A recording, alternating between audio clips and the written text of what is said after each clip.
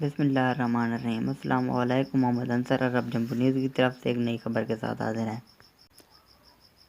سعودی عرب آنے والے مسافر کو کتنے سگریٹ لانے کی اجازت ہے؟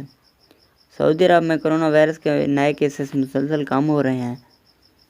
معمولات زندگی احتیاطی تدابیر پر عمل کرتے ہوئے روزمرہ کے امور انجام دیے جا رہے ہیں۔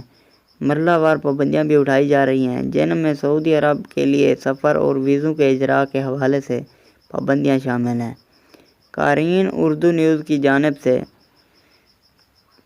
مختلف حوالوں سے سوالات ارسال کیے گئے ہیں۔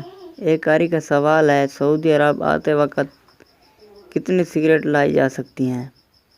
محکمہ کسٹم کے قانون میں مسافروں کو رعایت دیتے ہوئے کہا گیا ہے کہ ایک مسافر اپنے ہمراہ 200 سگریٹ، 24 سیگار اور 500 گرام تمباکو لانے کا مجاز ہے۔ اس سے زائد مقدار میں سگریٹ یا تمباکو کی مصنوعات مسافر کے سامان سے برآمد ہونے پر اسے ضبط کر لیا جائے گا۔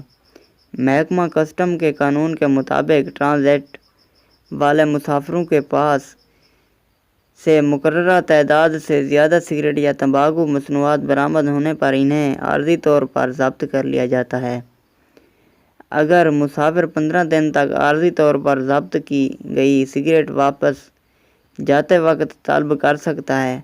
مقررہ مدت گزرنے کے بعد ضبط کی جانے والی سگریٹ محکمہ کسٹم کی مال خانے میں مستقل طور پر جمع کرا دی جاتی ہے۔ ویڈیو دیکھنے کا بہت شکریہ، اور میری ویڈیو اچھی لگی ہو تو میرے چینل کو ضرور سبسکرائب کریں، لائک کریں، شیئر کریں، اور ساتھ میں دیے گئے گھنٹی کے نشان پر کلک کر کے آل پر سلیکٹ کر دیں تاکہ میری ہر آنے والی نیو ویڈیو سے آپ باخبر رہ سکیں۔